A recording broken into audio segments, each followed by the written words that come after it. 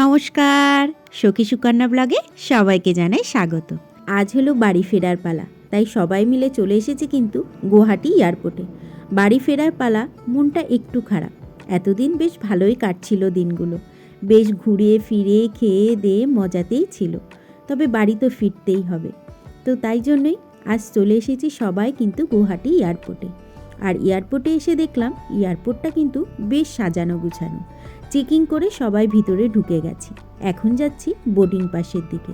তবে একটা জিনিস লক্ষ্য করে দেখলাম, গুয়াহাটি এয়ারপোর্টে চেকিংটা কিন্তু বেশ কড়াকড়ি। খুব ভালোভাবে এরা চেকিং করছে। সেই একই নিয়ম, চেকিং করার সময় নিজের আইডিটা হাতে রাখলাম, যাতে জানিয়ে দিলাম এয়ারপোর্ট অথরিটিকে যে আমি এয়ারপোর্টে পৌঁছে গেছি। এখন যাচ্ছি বোর্ডিং পাসের দিকে। তো এগুলো তো আপনারা সকলেই জানেন, এবং আমার আগের ভিডিওতে এটার সম্পূর্ণ ডিটেলসটা আমি যতটা পেরেছি আপনাদের কিন্তু জানিয়েছি। ওই যে দূরে দেখছেন লাইনটা, ওখানেই কিন্তু এবার আমাদের লাইন দিতে হবে। চলুন তাহলে ওখানে গিয়ে লাইন দিয়ে সব কাজ মিটিয়ে তারপরে গিয়ে একটু বসবো। আজ এয়ারপোর্টে এসে আরও একটি নতুন অভিজ্ঞতার মধ্যে দিয়ে যাব। এটা সত্যি কথা বলতে আমারও জানা ছিল না, তবে আজকে জানতে পারলাম। যা হয় ভালোর জন্যই হয়। আপনারা আগেও জানেন আমি এখানকার ওয়েদার খারাপ ছিল বলে উমানাথ মন্দিরে যেতে পারিনি। তো এই ওয়েদার খারাপের জন্য আমাদের ফ্লাইটটা কিন্তু অনেকটাই লেট আছে। এখন বেজে গেছে 7:30, আর আমাদের ফ্লাইটের টাইম হচ্ছে রাত্রি 8:30। তো এখনও অনেকটাই দেরি।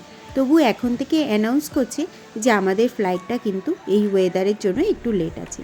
তো যাই হোক, তার জন্য সবাই মিলে বসে আছি, দেখি কখন কি হয়। আর এই ওয়েদার খারাপের জন্যই এই যে নতুন একটা অভিজ্ঞতা বললাম, সেটার মধ্যে দিয়ে কিন্তু এর জন্যই যেতে পেরেছি। তবে গুয়াহাটি এয়ারপোর্টটা সত্যিই কিন্তু খুব সুন্দর সাজানো গোছানো। চলুন তাহলে সেই নতুন অভিজ্ঞতাটা কি সেটা এবার আপনাদের বলব। বসে বসে নিমকি খাচ্ছি সবাই মিলে, খিদে পেয়ে গেছে, এখনো তো অনেকটাই দেরি। হঠাৎ করে দেখলাম আমাদের ফ্লাইটের প্যাসেঞ্জারদের এক জায়গায় ডাকা হচ্ছে। তো তার জন্য দিদি আর আমি তাড়াতাড়ি উঠে গিয়ে দেখা করলাম।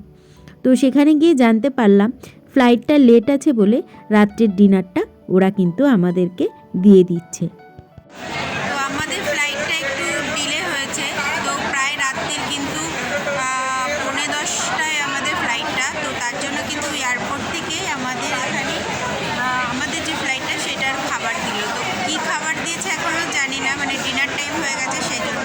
তো চলুন কী খাবার দিয়েছে সেটা আপনাদেরকে দেখাচ্ছি। আমিও এখনও দেখিনি কী খাবার দিয়েছে। চলুন তাহলে দেখে নেওয়া যাক কী খাবার দিয়েছে। এই যে হচ্ছে বক্স, এইভাবে বক্স দিয়েছে, এই একটা চামচ, আর এই হচ্ছে একটা ছোট জলের বোতল 250, এটা দিয়েছে। তো এই বক্সের মধ্যেই হচ্ছে খাবারটা। দাঁড়ান বক্সটা খুলি।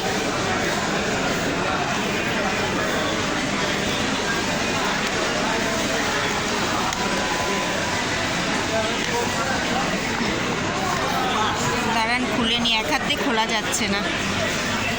দিকে দিয়েছে একটা রাইস, ভেজ রাইস, ভেজিটেবল দিয়ে, বাঁধাকপি মটরশুঁটি দিয়ে। এখানে দিয়েছে পনির দিয়ে ঝোল, আর এখানটা দিয়েছে কিন্তু কেক।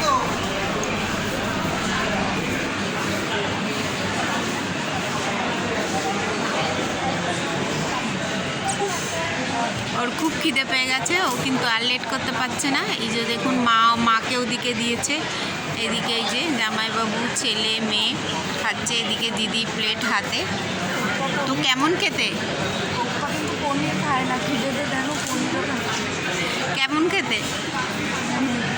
অনেক ভালো। চলো তাহলে খাওয়া দাওয়াটা সেরে নিই। কেমন? ভালো? ভালো খেতে? তা নাও এর থেকে আরেকটু ভাত।